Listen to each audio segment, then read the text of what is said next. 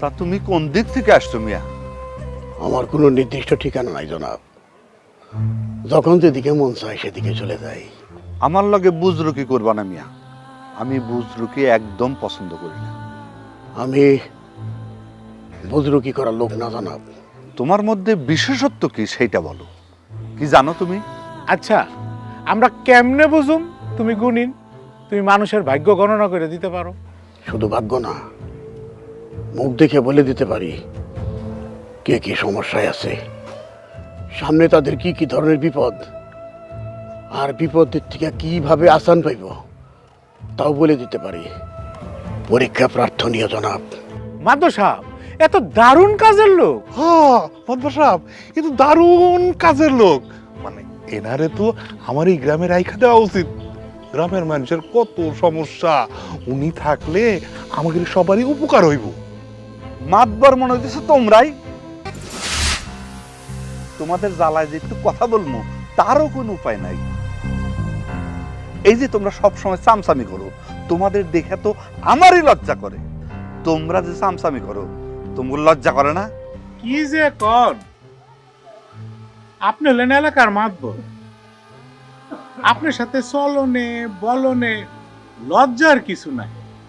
যারে এলাকার লোকজন মান্যগণ্য করে তার সাথে চলতে পারে না তো ভাগ্যের ব্যাপার।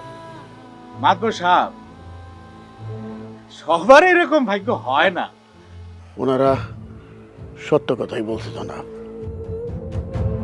আপনার এত সুনাম, এক নামেই সবাই চিনে। আরে মিয়া, এইটা তো নতুন কিছু না। নতুন কিছু থাকলে সেইটা বলো। জনাব, অতি শীঘ্রই আপনি এলাকার চেয়ারম্যান হয়ে যেতেছেন। কও কি তুমি? কে বলছে তোমারে? কেউ বলে নাই জনাব, আমি বলতেছি। আপনি লেখা রাখেন, আমি যা বলছি এটা সত্যে প্রমাণিত হবে জনাব।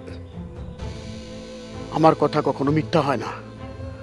আর সামনে কার কোন বিপদ আছে, কার কোন সমস্যা আছে সেটা বলে দিতে পারি।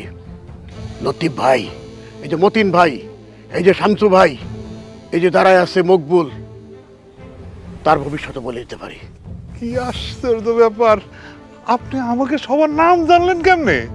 শুধু নাম নামিয়া আপনারা কে কোন সমস্যার মধ্যে আছেন তাও বলে দিতে পারি। কে বলবো? না না, এই সবার সামনে কারো ব্যক্তিগত বিষয় নিয়ে আলোচনা না করাই ভালো। আমি যে ভবিষ্যৎ বলতে পারি তার আরেকটা প্রমাণ দেই।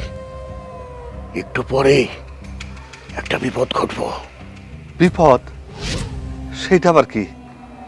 পরীক্ষা প্রার্থনীয় জনাব। আপনাদের বাড়ির উত্তর দিকে বিপদটা ঘটবো, পানি জাতীয় কিছু থেকে। হায় হায়, সর্বনাশ হয়ে গেছে। উমর, কি হয়েছে বাবা? এরকম চিৎকার করতেছো কেন? কি হয়েছে?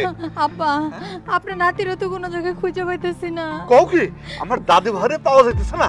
না আব্বা, আমি বসে কাজ করতেছিলাম, হঠাৎ করে চায়া দেখি নাই, ওখানে খেলতেছিল। পুকুর পাড়ে চলেন, জলদি পুকুর পাড়ে চলেন।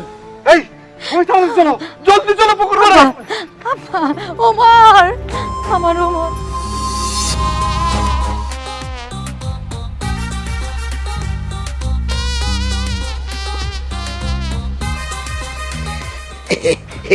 এইখানে বসো বসো, তোমার আরে অনেক কিছু তুমি, ঠিক আছে শোনা বাবু? হায় হায় রে, এমন রাজপুত্র সন্তান রে ফালায় রাখে কোন বাপ মাও? এখন কি হিসাব আক্কেল নয়? এই বাচ্চাটা তো মরে যেত, এই বাচ্চার মালিক কে? হ্যাঁ?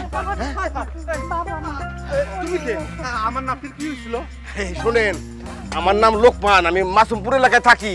এই রাস্তা দিয়ে হাইটে যেতেছিলাম, হঠাৎ লক্ষ্য করলাম এই যে রাজপুত্রের মতো এই যে সুন্দর ছেলেটা পানিতে পড়ে মরে যেতেছিল। আমি তার তুই লাইন এখানে রাখলাম আর কি। ভাগ্য ভালো যে তুমি আসছিলে, নইলে আমার নাতির আজকে যে কি হইতো। জি জি, আপনি একদম ঠিক কথা বলছেন, অল্পের জন্য বেঁচে গেছি।